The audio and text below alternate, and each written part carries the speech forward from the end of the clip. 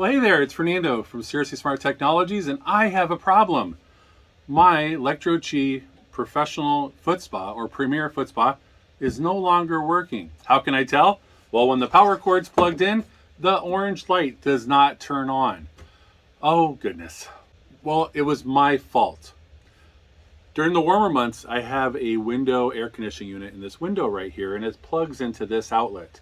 Well, last summer, I decided to plug in my foot spa into that same outlet, and I wasn't sure what would happen. Could the foot spa and the air conditioning unit share and be using the same outlet?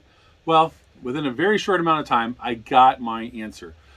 Air conditioning units that are placed in a window actually draw a lot of power, and then when they turn off, there's like you can almost say like a surge of power comes to the outlet, but then stops. Well, in this case, that other power, I think, came to my foot spa. So let's check how we can find out what's wrong with it. In the back of the foot spa, we see three things that can help us. Number one, we see a little circuit breaker, kind of like what we see in our kitchens with a GFCI outlet, where if something happens, it can pop the outlet and you just reset the outlet and we get power back again. So that's kind of a little circuit breaker right here. Then we have two fuses. Well, my circuit breaker is still pushed in. It's not popped out, which would let us know that it had popped or the circuit had broke. So that didn't happen. So it's got to be one of the fuses. So let's check them out. Now, these fuses are put in pretty tight. So they are spring loaded. And if you're not a handy person, I recommend you don't do this. Ask one of your friends or relatives that is a handy person that would be able to do this for you. Now, I'll tell you, this whole process of replacing a fuse should only take about 1 minute. That's all. So let's go. But again, if you're a handy person, you won't have a problem replacing a fuse. But if you're not, have someone else do it for you. It's not really tough, and many of us have got friends that can handle this little simple repair. So I'm going to go ahead and push in on the cover and lefty-loosey, so we're going to go counterclockwise and pull it out. Now let's visually inspect that fuse, and look at that. The fuse is not broken. We can clearly see inside the glass that the fuse is still intact, and when a fuse pops or breaks, there's usually a flash.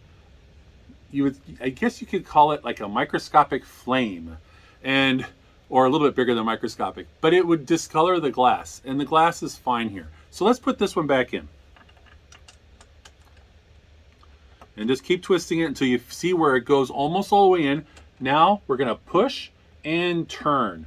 And you're going to go righty-tighty or clockwise. You only turn about 1/8 of a turn, and it's in there. Let's check the other one. Twist, or push, twist, and let's pull out. And look at that.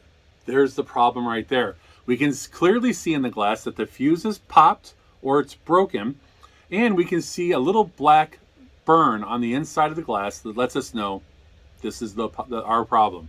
So we're going to go ahead and replace this. Now, I went to a local home center and I bought a 5-pack of fuses.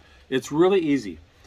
You'll notice on the bottom it says AGC, like Alpha George Charlie, AGC, and then it says 2 amp. The size of the fuse is a 1/4 inch by 1 1/4 inch. So it's a 1/4 inch in diameter and it's 1 1/4 inch long. It's kind of a standard fuse. And if you really wanted to get technical, you'll notice on the fuse it says 250 volts. And that's what this says too. So I went to my local home center and I bought this in a 5-pack. And so you'll be able to do the same thing. You'll be able to, if you don't mind going somewhere, I didn't have a hard time finding it either. I just went to the electrical department, and they had a whole choice of them there on the wall, and I had already looked at my fuse before I left. Okay, so let's go ahead and take this out. Now, the first time I did this, it was kind of scary because it didn't want to come out.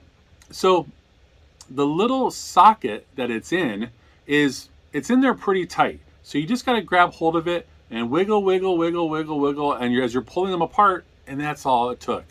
It actually doesn't take that much pulling and wiggling, but I didn't know what to expect the first time, so I was kind of afraid. So I'm going to set this aside, so I don't grab that one. So here's the new one. So you're going to get it and put it in the socket and then push. And you'll see how it goes in. It goes in a bit. So now, and you heard there a little bit of a click when it went in. Now we're going to put it in the socket back here and just kind of twist it until it goes further. Now you can see that it has wanted to go in. Now we're going to push and twist clockwise or righty-tighty. So let's see if I did it right.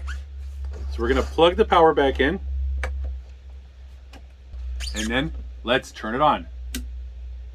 Look at that. The orange light is on, and now there's air blowing out the back. Wow. I fixed my own problem that I created with my Lectro Professional Foot Spa or the Premier Foot Spa. So that's how easy it was. And again, if you're a handy person, this shouldn't be a problem for you.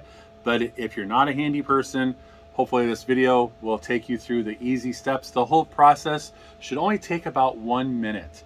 Probably the hardest thing for me was I have my unit on a shelf and it was perfectly in there. I had to disconnect it to take it out, and then I noticed it was kind of dusty, so I went ahead and wiped it down and looked around to figure out what I did wrong. So I turned it off. Well, that's it. That's how easy it was to replace the fuse in my foot spa. This is Fernando from SST. Thanks and take care.